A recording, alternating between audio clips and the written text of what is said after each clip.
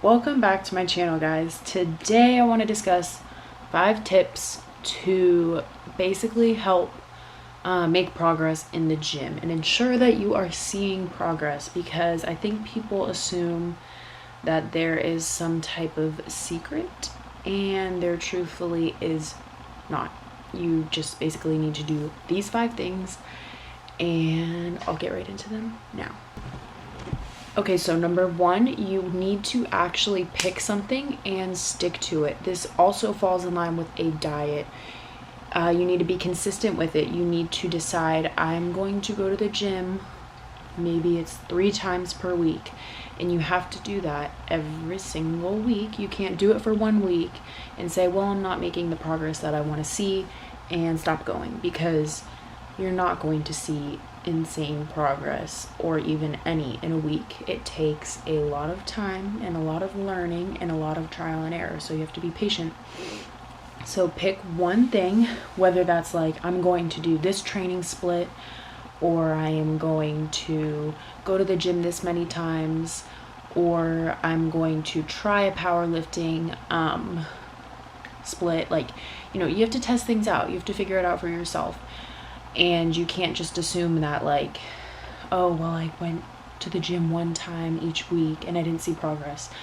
Well, yeah, because you're only going once. You need to, step it up a little bit, maybe go 3 times, increase it, or just, figure out what works best for you. Number 2, you need to take sleep seriously. I hate taking naps. I don't like sleeping just because I feel like there's so many things I could be doing instead of sleeping.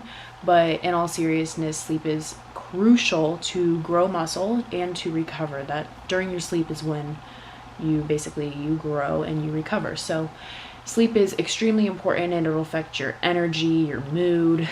You need sleep as a human being. And I know people are like, well, don't sleep, I'll sleep when I'm dead, or stuff like that. And like, yeah, don't be someone who goes to bed at 9 and then wakes up at like 1 in the middle of the day. Like, get a good 7 hours of sleep at least, or try, because you can't be successful if you're not healthy and if you're not sleeping. And you're really not going to be successful in the gym if you're not sleeping. Trust me, it makes a difference. 3, I've talked about this in a few videos, I believe, but increasing your protein intake will help with your recovery. It will help build back those muscle fibers that you are tearing down in the gym. So increasing protein is very important, especially if you don't pay attention to your calories or anything like that, because you want to ensure that you are eating enough protein, and protein is something that most people just don't eat enough of in general. Number 4, taking recovery seriously.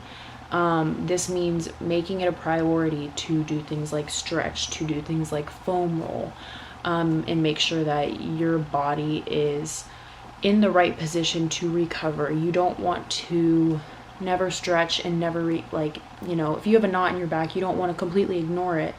You want to try and work it out and, loosen it up, because if you don't, it's going to affect your performance in the gym, and you will move in horrible movement patterns, and those will become a habit. And once those are a habit, it is very difficult to fix, and it's more frustrating trying to fix it than constantly just like ignoring it, and then you'll be screwed for life. So take those things seriously. Number 5, you need to take rest days. You technically can go and train every single day, but you're going to not be able to go as hard and heavy every single day if you want to do that. But at the end of the day, your body needs rest, and you do need time away from the weights, because that is how you will grow, and that is how your body will recover and rest and repair itself. Right now I'm taking 2 rest days off a week. Mostly 2, but sometimes 1. And on those rest days, I don't do cardio. For the majority of the time, I don't. If I do, it's a very low intensity walk, and it's short and sweet just to get the blood flowing and everything. And I don't train, don't lift weights. I usually just spend it recovering, as far as like stretching, foam rolling, taking a lacrosse ball, getting knots out, seeing a chiropractor. That's what I did today. It makes the world of a difference. If you are a human being, you need to see a chiropractor. That's my theory.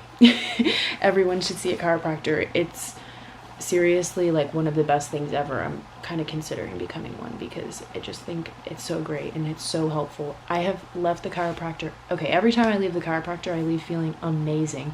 And like, I want to be able to do that for people and make them feel the way that I feel when I leave. So it's something I may be considering when I'm older. Who knows? But anyway, you do need to take rest days and use them wisely. Also, on my rest days, sometimes I'll schedule myself like a high carb day because my body is recovering, and I find that on rest days, sometimes I'm hungrier than I am on days that I'm training, just because my CNS is so beat down, my body is so beat that I just need more fuel. And I know a lot of people will, you know, on days they don't work out, they eat less, but not for me. I use those days so that whenever I go in the gym the next day, I'm feeling full and ready to go. So those are my 5 little tips. If you have any, comment them below. And if you have any questions, comment them below, because I would love to do a Q&A. However, I asked like a long time ago and I didn't really have any like feedback on it. So I just didn't do it. But I would love to do one. So if you have questions, please leave them below. Message me anything. And I would love to put one together and help. So thanks for watching, and I'll see you in the next video. Bye.